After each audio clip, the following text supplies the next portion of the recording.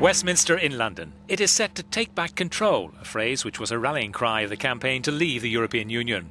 What is seen as a shock decision by the voters has triggered fears that Europe could be enveloped by a tsunami of referendums across the continent, as anti-EU parties look to capitalise on the vote in the UK. One anti-EU campaigner smells contagion in the air. An opinion poll in the Netherlands said that a majority there now want to leave. So we may well be close, perhaps, to Nexit. And I'm told the same may apply to Sweden and perhaps Austria and perhaps even Italy too. The EU's failing, the EU's dying. Although the Netherlands is a founder EU member and currently holds the EU presidency, a recent poll showed 48% would vote to leave. Geert Wilders, head of the Party for Freedom, the PVV, will campaign for a referendum in the country's elections next year.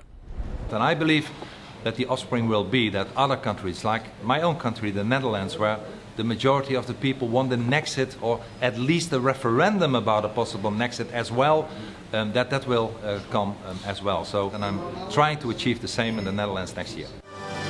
Austria's far-right Freedom Party only just missed out on winning the presidency earlier this year, but is favoured to take power in the Austrian elections in 2018. 40% in a recent poll in that country backed the idea of a referendum, with a slim majority of 53% saying they would vote to stay.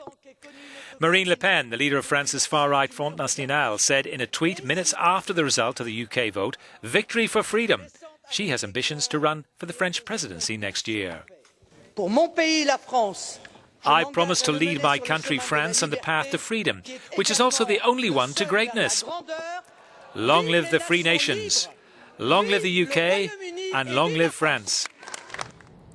With such anti-EU sentiment seeming to gain traction in other countries, one analyst believes European governments must make things difficult for the UK. A lot will depend on what happens to the UK. You don't want to make it look too attractive in the outside world. I think that the sort of Boris Johnson approach that I am pro-cake and pro-eating it is just not going to fly. European leaders are going to say, well, you have a choice, it's a binary choice, and that's that. In Denmark, which has in the past voted against the EU in 3 referendums, including one on whether to join the euro, there have been calls for an in-out ballot. But Danish Prime Minister Lars Løkke Rasmussen has ruled out any such vote. There were muted calls for a referendum in Sweden, but the mainstream political parties there are still in favour of remaining part of the bloc.